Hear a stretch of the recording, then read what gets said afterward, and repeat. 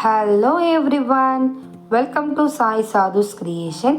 இன்றைக்கி நம்ம வந்து ஒரு சிம்பிளான ஆனியனை வச்சு ஒரு சூப்பரான கிரேவி பண்ண போகிறோம். இது வந்து சப்பாத்தி பூரிக்கெலாம் வந்து அட்டகாசமாக இருக்கும். நீங்கள் வந்து இதை வந்து கண்டிப்பாக பண்ணி பாருங்கள். பண்ணி பார்த்துட்டு எப்படி இருந்து நம்ம சேனலுக்கு ஒரு கமெண்ட் பண்ணுங்கள்.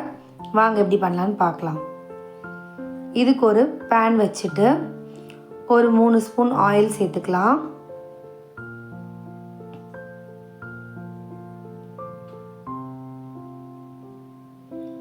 எண்ணெய் நல்லா காஞ்சதும் ஒரு ஸ்பூன் கடுகு உளுந்தப்பருப்பு சேர்த்துக்கலாம். இது கூடவே ஒரு 1.5 ஸ்பூன் கடலைப்பருப்பு சேர்த்துக்கலாம்.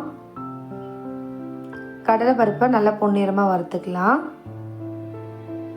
இது கூடவே ஒரு கத்து கருவேப்பிலை சேர்த்துக்கலாம்.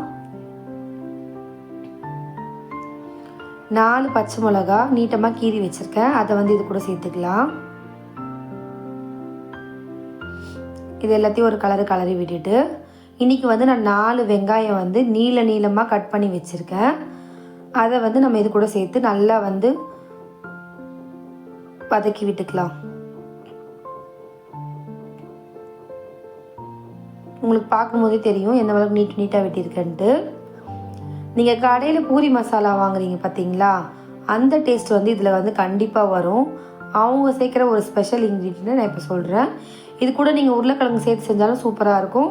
இது நம்ம வந்து உருளைக்கிழங்கு சேர்க்காமல் செய்கிறோம். நீங்கள் உருளைக்கிழங்கு சேர்த்து செய்கிறதா இருந்தாலும் செஞ்சுக்கோங்க. தேவையான அளவு உப்பு சேர்த்துட்டு ஒரு கப்பில் 1 ஸ்பூன் கடலை மாவு எடுத்து வச்சுருக்கேன். அந்த கடலை மாவை கொஞ்சமாக தண்ணி சேர்த்து கட்டி இல்லாமல் கலரி விட்டுக்கலாம். இதுதாங்க அந்த ஸ்பெஷல் இன்க்ரீடியண்ட். இதை வந்து வதக்கின வெங்காயத்தில் சேர்த்துப்போம்.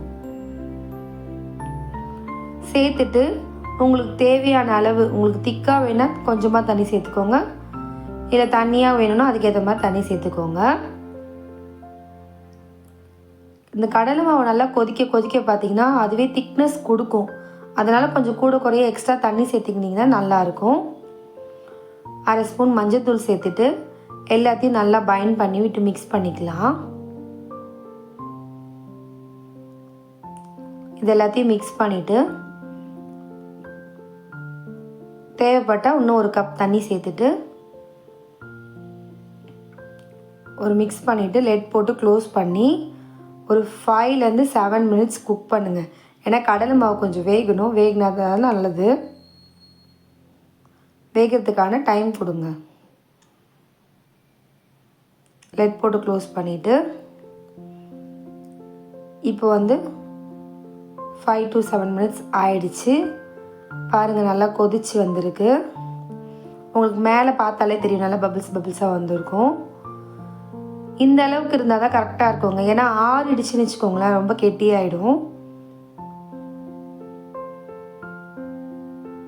நம்மளுடைய ஆனியன் பூரி மசாலா ரெடி ஆயிடுச்சு. கொஞ்சமாக கொத்தமல்லி தூவி இறக்கிடுங்க. இது வந்து பூரிக்கு அட்டகாசமாக இருக்கும். நம்ம கடைகளில் வாங்கி சாப்பிட்ற பூரி மசாலா டேஸ்ட் வரும். ஆனால் அதில் வந்து பார்த்திங்கன்னா கடைங்களெலாம் 1-2 உருளைக்கிழங்கு தான் போடுவாங்களே. நீங்கள் வந்து இதே மாதிரி உருளைக்கிழங்கு போட்டும் பண்ணி பாருங்கள், போடாமலும் பண்ணி பாருங்கள், அட்டகாசமாக இருக்கும். நம்மளுடைய பூரி ரொம்ப சாஃப்டாக வந்திருக்கு. இதில் இந்த ஆனியன் மசாலாவை வச்சு சாப்பிடுங்க, ரொம்ப அட்டகாசமாக இருக்கும்.